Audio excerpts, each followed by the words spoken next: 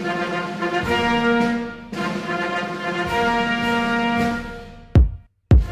help me God. So help me God. So help me God. So help me God. So help me God. So help me God.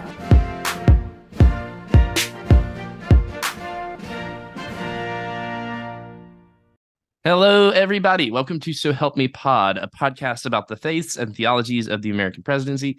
My name is Rob Lee. I'm a doctoral candidate at the Pacific School of Religion. I'm here with my brother, Scott, who is not a doctoral candidate at the Pacific School of Religion. Last week, you could do it. Last week, we were talking about President George Washington, the nation's first president.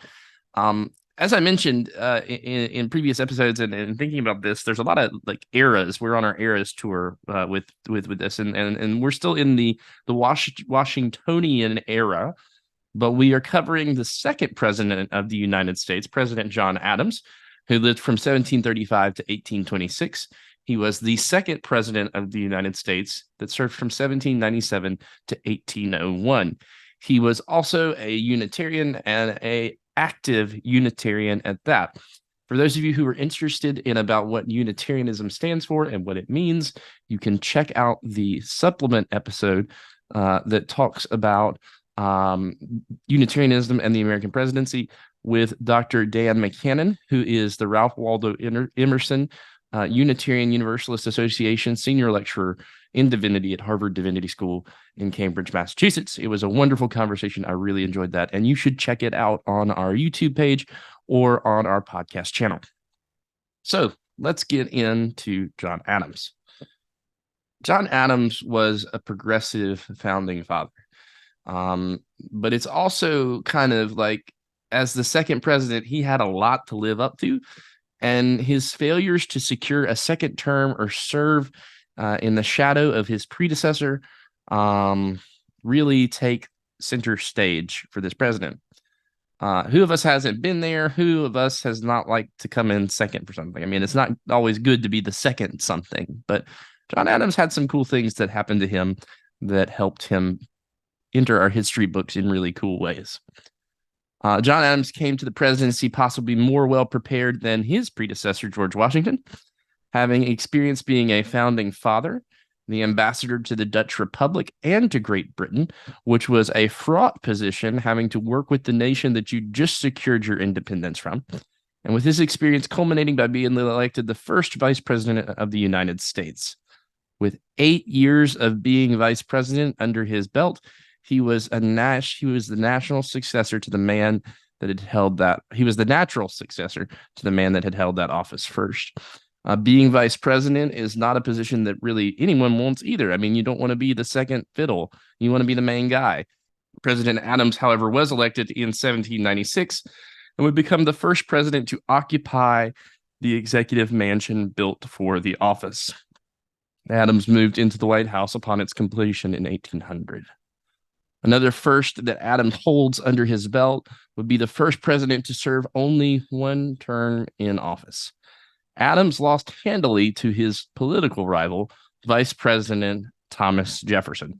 Now, rival and vice president, this may be a little bit confusing for us modern people to think of vice presidents running actively against the current president. That would be the equivalent of Vice President Harris mounting a campaign against President Biden. However, that is not the case. In the early days of the Republic, the runner-up in the election would serve as vice president, no matter their party or political allegiance. So that meant that the person you defeated would actually be your vice president, and that was served as a safeguard against what was going on in other countries that were dealing with political rivalries and stuff like that. Adams' administration was fraught with foreign policy issues, the likes of which the young nation had not yet seen. The nation was finally having to figure out its place in the world. Where would it stand? Who would it stand with? And this was actually something that Adams was uniquely qualified for, having served as ambassadors to various places.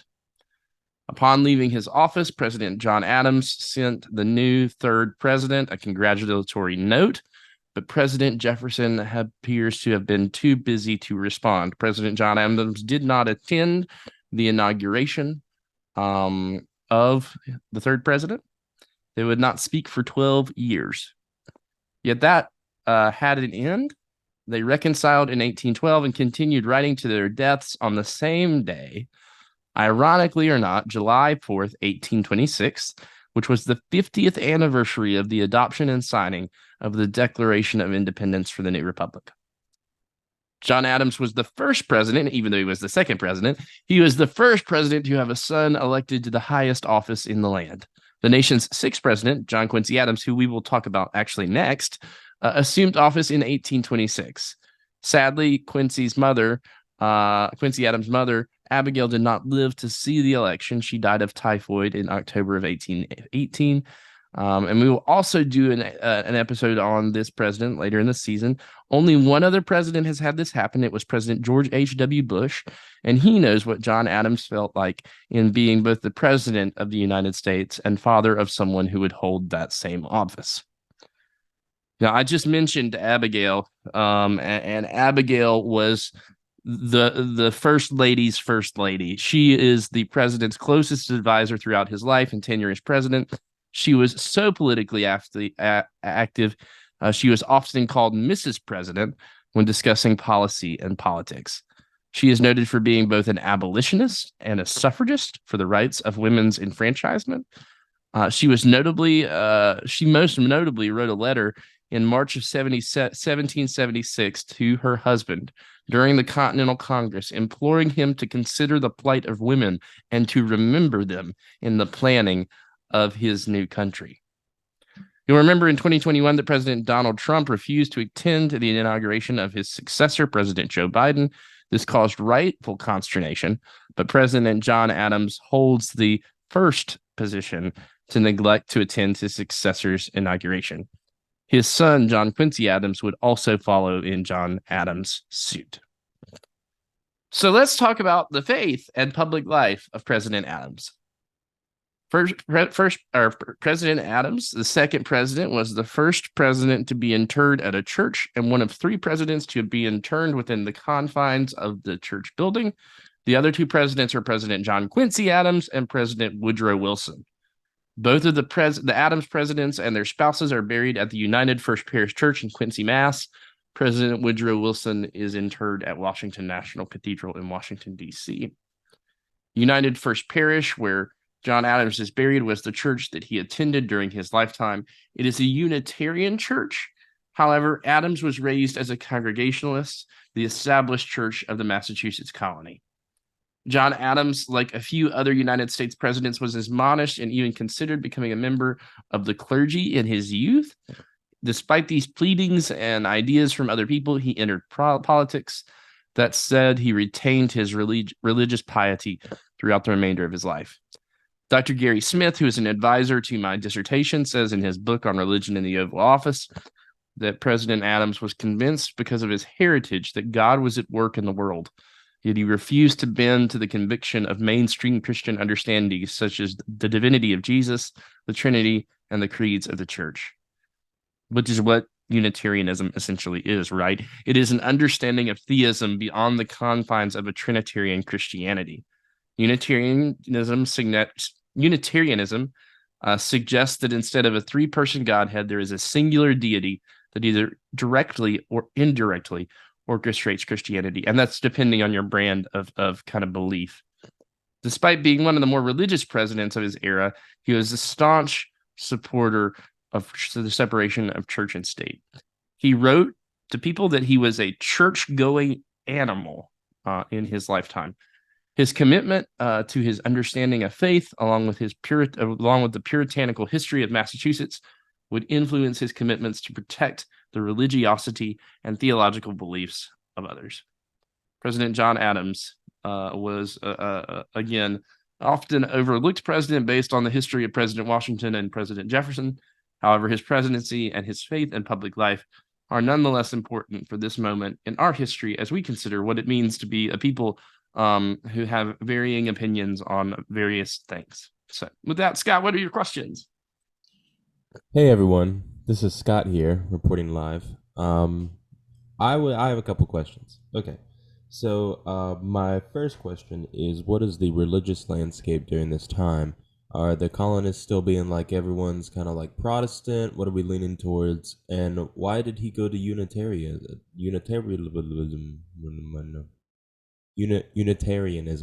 Why did he go to Unitarianism? And exactly like why Unitarianism? Out of all the things that he could have chosen at that point, was it a trend? Was it and can you also explain Unitarianism to our viewers, our listeners? Wow, because I had no idea what that really meant. So can you explain it in more layman terms?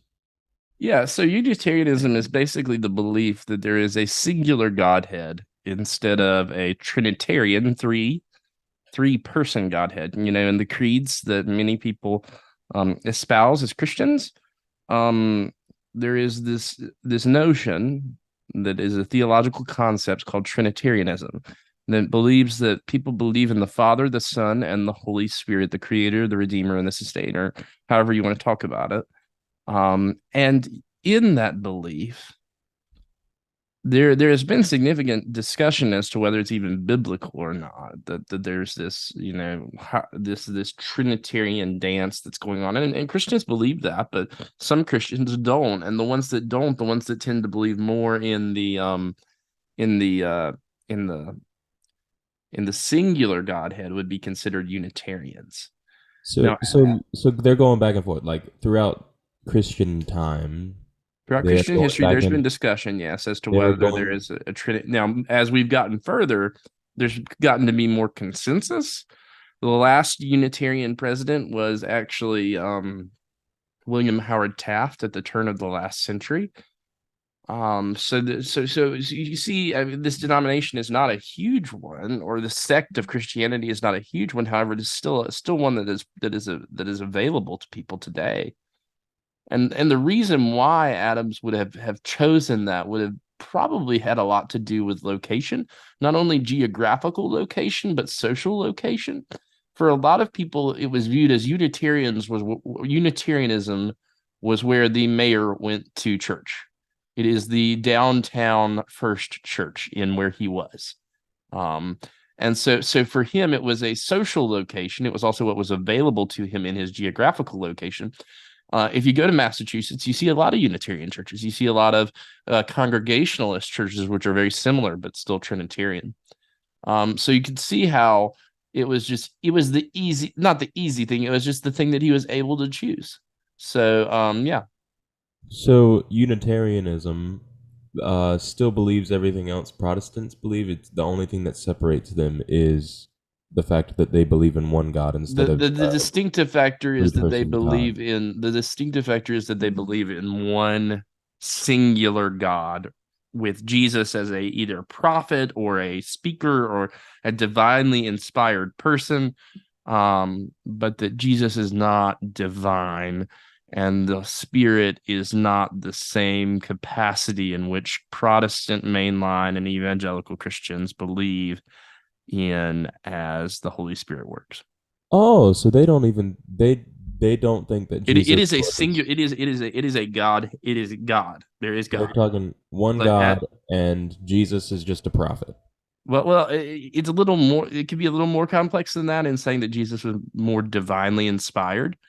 But in the same way that it would suggest that you are Scott, there is not three people in you making this discussion happen. That is what they're saying. There is one God, one being, one distinct being that is both God, um, as divine being, right? So So did they believe that? I guess the whole Protestant thing about Jesus dying for their sins, that evangelical poster. I mean, they believe in the historical. Many of them believe in the historical nature of Jesus. But that said, this whole notion of atonement and other things might have been a little foreign to them. So it's kind of like Judaism in that aspect of where they believe that Jesus was a like he was God inspired almost, but not the real deal. Is that a fair comparison? I don't think that's a fair comparison. I think that Unitarianism holds Jesus in a little higher light than maybe the Jewish faith does or the Muslim faith does. It's like he's a step below, a minor step below, but he's still a step below. Do they still do the cross thing or not? I would think not. I would think not. And His you can son, tell John that. Quincy Adams, which we'll talk about later in the pod, ended up being one of the staunch abolitionists of his time, and in fact inspired a young representative from Illinois named Abraham Lincoln. So, I was gonna ask, the next question was gonna be like, why him out of all the other presidents? You know, you got 40, however many, 46, right? Is it 46 or yeah? Um, you got so many to choose from. Why him out of all of them? And is it because of his progressive views at the time? You were like, this is someone we should highlight. I like Adams because I think Adams highlights the religiosity of the time. I mean, he was someone who was really religious, but he also understood the complex nature of being religious in a pluralistic society, which is something that I think that we could take from today. You don't have to believe the same thing to be in fellowship with someone. You don't have to believe that this is how this is supposed to be, and if you don't believe this way, you're damned to hell. That is not how any of this works. And in fact, we're better off when we work together. Hmm. My next question would be, Unitarian people, do they believe in a hell? So that gets a little more complex. I would tend to say no. Um, the Unitarians merged, and you can listen to this in the supplemental episode with Dr. Dan McCannon. They merged with the Universalists in the 20th century. Define universalist real fast, because I don't know what that is. Universalists would espouse that through God's actions in the world and through God's atonement of the world, there is no need for a hell because no one goes there. Or if they do go there, it is non-eternal insofar as that you eventually would get out of hell, almost like a purgatorial hell, right? Like you go there for a while, but even after the first trillion years in hell, you've done your time. So why would a loving God subject you to torture beyond your sentence, right? Like that's kind of and it makes sense. But all that's to say is that they merged with that denomination. When was that around? I think Dr. McCannon said the 19. Let me check. Oh, so it was after this time. It was after that. Yeah, Okay. it was well after So Adam's they, time, but you could see they coalesce so well that it makes all of this makes sense a little better. So yeah. okay, so they're growing up not believing in a hell really, believing that there's only one God, and that most of the prophets were just great prophets, some of them divinely influenced, and that's pretty much all. I've never heard of like I think the Book of Unitarians would Common Prayer. Does Unitarian have some sort of that, something like that? they were more congregationalists, so they would have had their own established practices within their local congregation. I will also say that I think the Unitarianism faith is more concerned with the here and now rather than the historical nature of Christianity. So you could see how that plays out there, that they're more concerned with what's going on the here and now rather than the then and there. Wow, that's really cool. President Adams was a deeply convicted man. This led him to a presidency that was deeply concerned with his place in the world, especially in foreign policy and affairs. He was deeply concerned and had a moral compass that went out against some of the scandals of the day. Even still, because of the imposing stature, politically speaking, his enemies took every chance they got to fire shots across the bow. Adams was a president for his time, and though his administration only spanned one term, his ability to inspire and the firsts that he played a part in continues and prevails. So what's up next for us in our next episode that you'll hear next? It's not deja vu, but rather a continuation of a family legacy. We have a family legacy, Scott. We'll hear about John Quincy Adams, President John Adams' son, and our nation's 6th president. Thank you so much for taking the time to listen today. Thank you for tuning in to So Help Me Pod. Thank you for sharing it if you liked it. I don't know, that'd be cool. And thank you, Scott, for helping me out. You're welcome. We'll talk to you soon.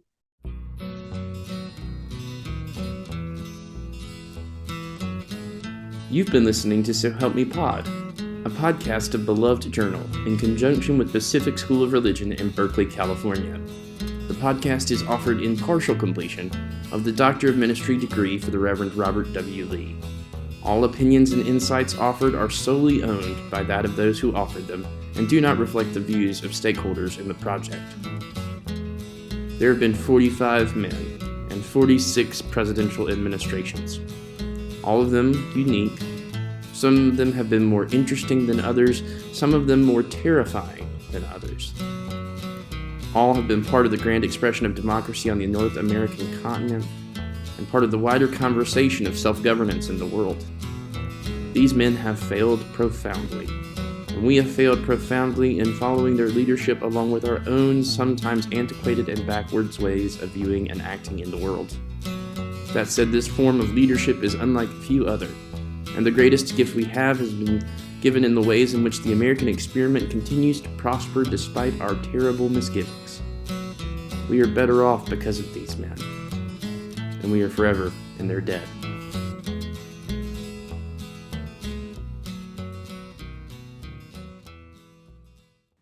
For more information, visit www.roblee4.com/presidents.